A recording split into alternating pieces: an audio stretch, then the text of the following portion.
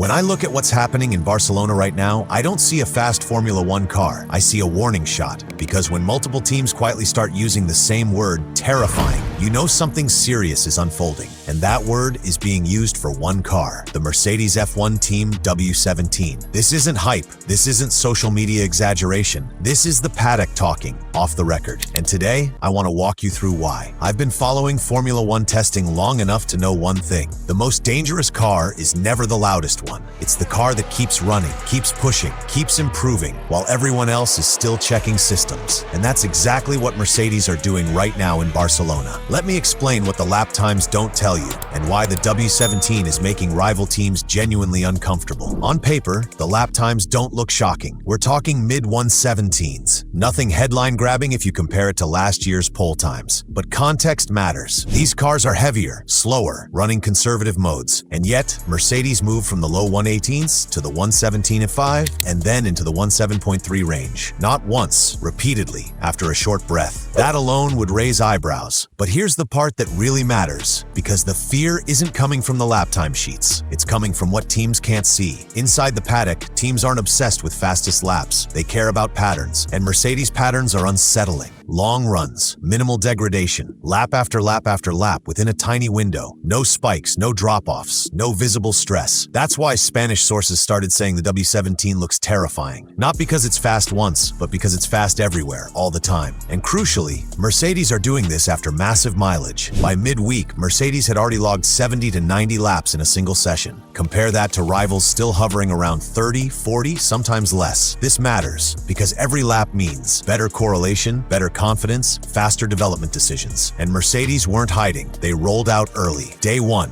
9 a.m. That's not accident, that's intent. And then, they did something no one expected. Most teams came to Barcelona with one mindset: let's survive the test. Mercedes came with another: let's see what this thing can really do. They started turning the engine up, higher power modes, earlier than anyone else. That's a massive risk. Unless you're already confident the system is bulletproof. And so far, no failures, no shutdowns, no drama. That's what's sending alarm bells through the paddock, because pushing early usually means one of two things: either you're reckless or you're ready.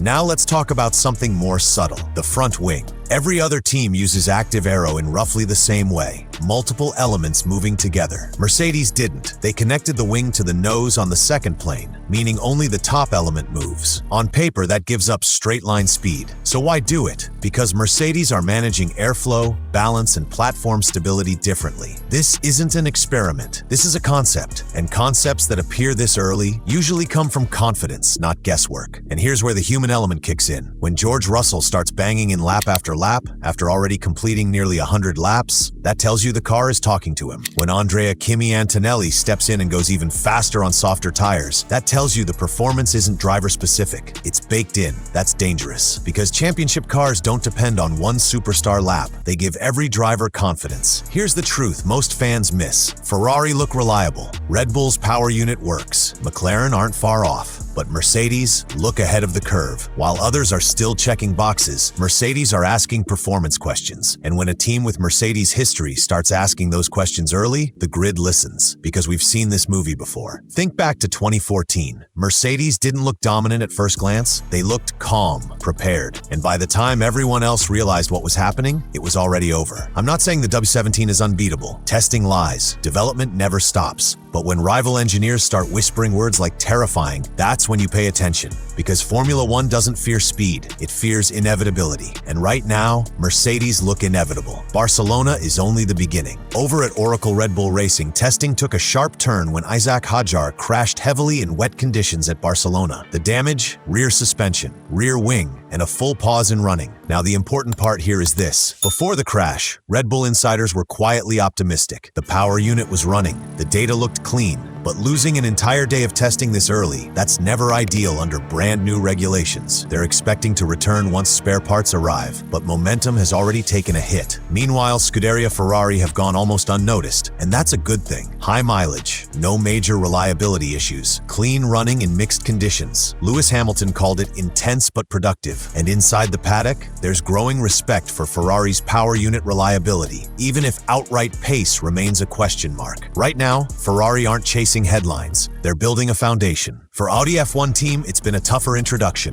Multiple stoppages, limited laps, power unit concerns resurfacing. This isn't panic territory, not yet, but it's a reminder that Formula One doesn't forgive slow learning curves. Audi need clean, uninterrupted running, fast. And finally, McLaren F1 team have now joined the party. Their car hit the track late, but there's no sign of alarm inside the team. Still, while others are starting their programs, Mercedes are already deep into theirs. So when you step back and look at the full picture, Red Bull hit turbulence, Ferrari stay steady, Audi struggle early, McLaren arrive late, and Mercedes, they just keep running, keep pushing, keep collecting data. That's why this 17 conversation isn't slowing down, because Formula One isn't about who looks fast first, it's about who looks ready when everyone else isn't.